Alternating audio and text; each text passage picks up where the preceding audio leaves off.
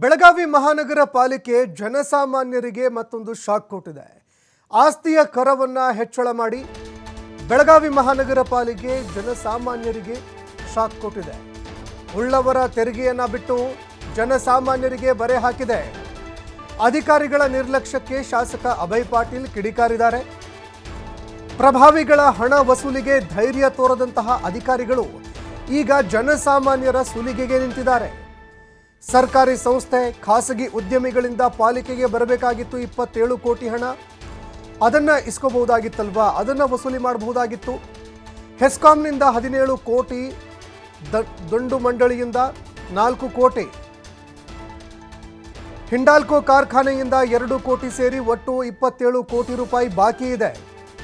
ನೀರಿನ ಬಿಲ್ಲು, ವಿದ್ಯುತ್ ಕಂಬಗಳ ಬಾಡಿಗೆ ಹೀಗೆ 27 ಕೋಟಿ ರೂಪಾಯಿ ಹಣ ಬಾಕಿ ಉಳಿಸ್ಕೊಂಡಿದೆ. ಈ ಹಣವನ್ನು ವಸೂಲಿ ಮಾಡಬೇಕಾಗಿತ್ತು, ಆದರೆ ಜನಸಾಮಾನ್ಯರ ತೆರಿಗೆಯ ಹೊರೆಯನ್ನು ಜಾಸ್ತಿ ಮಾಡಿದ್ದಾರೆ ಅಂತ ಅಭಯ್ ಪಾಟೀಲ್ ಕಿಡಿಕಾರಿದ್ದಾರೆ.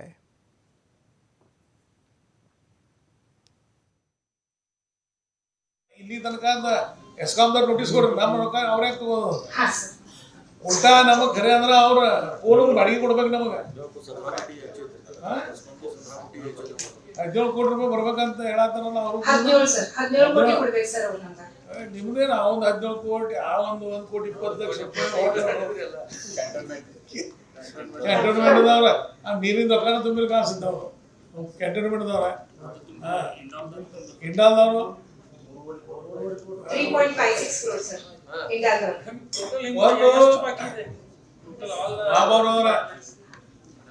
ಒಂದು ಇದೆಲ್ಲ ಆದ ನಂತರ ಅದರ ಇದಕ್ಕೆ ಸಂಬಂಧ ಯಾವ ಬಾಕಿಗಳು ಟ್ಯಾಕ್ಸ್ ಮುಖಾಂತರ ದೊಡ್ಡ ದೊಡ್ಡ ಸಂಸ್ಥೆಗಳು ಬಾಕಿ ಯಾವ ಅದಾವ, ನೀರಿನ ಕರ, ಒಟ್ಟ ಮಹಾನಗರ ಪಾಲಿಕೆ ಬರುವಂತಹ ಏನು ನಮಗೆ ಟ್ಯಾಕ್ಸ್ ಮುಖಾಂತರ ಮತ್ತು ಇನ್ನದಾವ ಅವ್ರದ್ದು ಒಂದು ಲೀಸ್ಟ್ ಮಾಡಿ ಮುಂದಿನ ಮೀಟಿಂಗ್ ಎಲ್ಲ ಸದಸ್ಯರು ಕೊಡು. ಈಗ ಗ್ರ್ಯಾಂಟ್ ಬಂದಿಲ್ಲ, ಅದು ಬಂದಿಲ್ಲ ಅಂತೇಳಿ ಎಲ್ಲರೂ ವಾರ್ಡ್ನಾಗ ಒಂದು 5 ಲಕ್ಷ 10 ಲಕ್ಷ ಹೋಗಿ ಕಾರ್ಪೊರೇಟರ್ ಬಂದ್ರೆ ಏನೂ ಆಗೋದಿಲ್ಲ. ಒಂದು ಕಾರ್ಪೊರೇಟರ್ 1 ಕೋಟಿ ರೂಪಾಯಿ ಬೇಕು ಅಂದ್ರೆ ಏನೋ ಕೆಲಸ ಆಗ್ತದೆ. ಇವತ್ತು 3-4 ಕೋಟಿ ರೂಪಾಯಿ ವಸೂಲು ಮಾಡೋದು ಮಾಡಿದ್ವು ಅಂತಂದ್ರೆ ಅಟ್ಲೀಸ್ಟ್ ಕಾರ್ಪೊರೇಟರ್ ಕೆಲಸನೇ ಮಾಡೋಕ್ಕಾಗ್ತದೆ ಅವ್ರಿಗೆ. ಇಲ್ಲಾರ ಇವು ಎಲ್ಲರೂ ಅವ್ರು ಹಂಗೆ ಇಟ್ಕೊಂಡು ಕೊಂಡವ್ರ. ಒಂದು ಲೀಸ್ಟ್ ಮಾಡ್ರಿ, ಒಂದು ಅದ ಒಟ್ಟು ಇವು ಎಲ್ಲ ಕೂಡಿ ಮಾಡ್ರಿ ಅಂತಂದ್ರೆ ಅವು ವಸೂಲು ಕೊಡೋಕೆ ಪ್ರಕ್ರಿಯೆ ಪ್ರಾರಂಭ ಮಾಡ್ರಿ. ಏನು ಮಾಡ್ರೆ ಇಲ್ಲಿ ತನಕ ಎಸ್ಕಾಂದವ್ರು ನೋಟಿಸ್ ಕೊಡ್ರಿ. ಇಂಪಾರ್ಟೆಂಟ್ ವಿಷಯ ಇದೆ, ಅದನ್ನು ಮಾಡಬೇಕಾಗ್ತದೆ. ಮತ್ತು ಈ ಲೆಟರ್ ಏನಾದವ ಕನ್ಫರ್ಮ್ ಆದ್ಮೇಲೆ ಇಮಿಡಿಯೇಟ್ ಕನ್ಸರ್ನ್ ಡಿಪಾರ್ಟ್ಮೆಂಟ್ ಹೋಗಿ ರಾಜಶೇಖರ್ ಧೋನಿ ಅವರ ಹೇಳಿದಕ್ಕಾಗಿ ಅಧಿಕಾರಿಗಳು ಅದಕ್ಕೆ ಕ್ರಮ ತಗೋಬೇಕು ತಿಳಿತು ಅಂತ ಇಶ್ಯೂ ಹೇಳಿದಾರಲ್ಲ, ಅದಕ್ಕೆ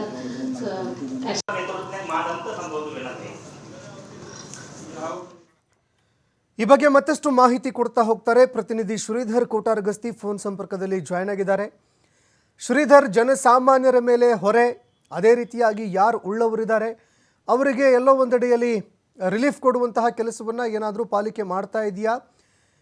ಅಭಯ್ ಪಾಟೀಲ್ ಅವರು ಏನೆಲ್ಲ ಮಾತನಾಡಿದ್ದಾರೆ, ಈ ಬಗ್ಗೆ ಮತ್ತಷ್ಟು ಮಾಹಿತಿ ಕೊಡ್ತಾ ಹೋಗೋದಾದ್ರೆ. ಸಂತೋಷ್, ಬೆಳಗಾವಿ ಮಹಾನಗರ ಪಾಲಿಕೆ ರಾಜ್ಯದಲ್ಲಿ ಕೂಡ ಅತ್ಯಂತ ದೊಡ್ಡದಾದಂತಹ ಮಹಾನಗರ ಪಾಲಿಕೆ ಕೋಟ್ಯಾಂತರ ರೂಪಾಯಿ ಬರಬೇಕಾದಂತ ತೆರಿಗೆ ರೂಪದ ಏನು ಕರ ಇದೆ, ಆ ಒಂದು ಹಣ ಬರ್ತಾ ಇಲ್ಲ. ಹಾಗಾಗಿ ಒಂದು ಸರ್ಕಾರದ ಬೊಕ್ಕಸಕ್ಕೆ ನಷ್ಟ ಆಗ್ತಿರ್ತಕ್ಕಂಥದ್ದು. ಯಾಕಂದ್ರೆ ಬೆಳಗಾವಿ ಮಹಾನಗರ ಪಾಲಿಕೆಯಲ್ಲಿ ನಡೆದಂತ ಸಾಮಾನ್ಯ ಸಭೆಯಲ್ಲೇ ಈ ಒಂದು ವಿಚಾರ ಬಹಿರಂಗವಾಗಿದೆ. ಅಧಿಕಾರಿಗಳ ನಿರ್ಲಕ್ಷ್ಯಕ್ಕೆ ಕೋಟಿ ರೂಪಾಯಿ ಏನು ಪಾಲಿಕೆ ಬರಬೇಕಾದಂತ ಹಣ ಏನು ಸಂದಾಯ ಆಗಿಲ್ಲ. ಅಂದ್ರೆ ಬೆಳಗಾವಿ ಮಹಾನಗರ ಪಾಲಿಕೆ ವ್ಯಾಪ್ತಿಯಲ್ಲಿ ಬರ್ತಕ್ಕಂಥ ಏನು ಹೆಸ್ಕಾಂ ಇದೆ, ಹೆಸ್ಕಾಂನಿಂದ 17 ಕೋಟಿ ರೂಪಾಯಿ ಬರಬೇಕು. ದಂಡು ಮಂಡಳಿ ಏನಿದೆ, ದಂಡು ಮಂಡಳಿಯಿಂದ 4 ಕೋಟಿ ರೂಪಾಯಿ ಬರಬೇಕು. ಹಿಂಡಾಲ್ಕೋ ಕಾರ್ಖಾನೆಯಿಂದ 2 ಕೋಟಿ ರೂಪಾಯಿ ಬರಬೇಕು. ಹೀಗೆ ಒಟ್ಟು 27 ಕೋಟಿ ರೂಪಾಯಿ ಇವು ಪ್ರಮುಖ ಏನು ಸಂಸ್ಥೆಗಳಿಂದ ಬರಬೇಕಾದಂತ ಹಣವು ಈಗ ಪ್ರಸ್ತಾಪ ಆಗಿರ್ತಕ್ಕಂಥದ್ದು. ಇದೇ ರೀತಿ ಈಗ ಏನು ಕೋಟ್ಯಾಂತರ ರೂಪಾಯಿ ಏನು ಬೆಳಗಾವಿ ಮಹಾನಗರ ಪಾಲಿಕೆ ಬರಬೇಕಾದಂತ ತೆರಿಗೆ ಏನಿದೆ, ತೆರಿಗೆ ವಸೂಲಿ ಮಾಡುವಲ್ಲಿ ಎಲ್ಲೇ ಒಂದ್ ಕಡೆ ಮಹಾನಗರ ಪಾಲಿಕೆ ಅಧಿಕಾರಿಗಳು ನಿರ್ಲಕ್ಷ್ಯ ತೋರಿಸಿದ್ದಾರೆ ಅಂತ ಹೇಳ್ಬೋದು. ಯಾಕಂದ್ರೆ ಆರ್ಥಿಕ ಏನು ಕರ ಇದೆ, ಕರನ್ನು ಕಟ್ಟದೇ ಇದ್ದಂತ ಸಂದರ್ಭದಲ್ಲಿ ಅಂತರ ವಿರುದ್ಧ ಕಠಿಣ ಕ್ರಮ ತೆಗೆದುಕೊಳ್ಬೇಕಾದಂತ ಕೆಲಸವನ್ನ ಮಹಾನಗರ ಪಾಲಿಕೆ ಅಧಿಕಾರಿಗಳು ಮಾಡಬೇಕು. 17 ಕೋಟಿಯಷ್ಟು ಮೊತ್ತ ಬಾಕಿ ಉಳಬೇಕಂದ್ರೆ ಯಾವ ರೀತಿ ಅಧಿಕಾರಿಗಳು ನಿರ್ಲಕ್ಷ್ಯ ತೋರಿದಾರೆ ಅನ್ನೋದು ಸ್ಪಷ್ಟವಾಗುತ್ತೆ. ಇದಕ್ಕೆ ಏನು ಶಾಸಕ ಅಭಯ್ ಪಾಟೀಲ್ ಕೂಡ ಒಂದು ಆಕ್ರೋಶ ಹೊರ ಹಾಕಿರ್ತಕ್ಕಂಥದ್ದು. ಜನಸಾಮಾನ್ಯರ ಮೇಲೆ ಏನು ತೆರಿಗೆಯನ್ನ ಹೆಚ್ಚಿಸುವ ಬದಲಾಗಿ, ಜನಸಾಮಾನ್ಯರ ಮೇಲೆ ತೆರಿಗೆಯ ಭಾರವನ್ನು ಹಾಕುವ ಬದಲಾಗಿ ಯಾವೆಲ್ಲ ದೊಡ್ಡ ದೊಡ್ಡ ಸಂಸ್ಥೆಗಳಿಂದ ಬಾಕಿ ಉಳಿದುಕೊಂಡಂತ ಆಸ್ತಿ ಕರ ಇದು ಅವರಿಂದ ವಸೂಲಿ ಮಾಡುವಂತ ಕೆಲಸವನ್ನು ಮಾಡಬೇಕು. ಇದರಿಂದ ಮಹಾನಗರ ಪಾಲಿಕೆ ವ್ಯಾಪ್ತಿಯಲ್ಲಿ ಬರ್ತಕ್ಕಂತ ಅಭಿವೃದ್ಧಿ ಕೆಲಸಗಳಿಗೆ ಇದು ಅನುಕೂಲ ಆಗುತ್ತೆ.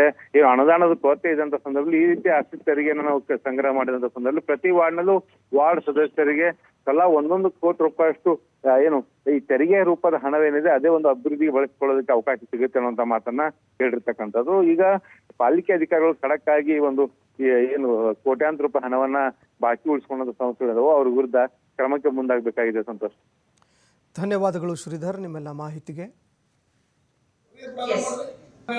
ಇಲ್ಲಿ ತನಕ ಎಸ್ಕಾಂ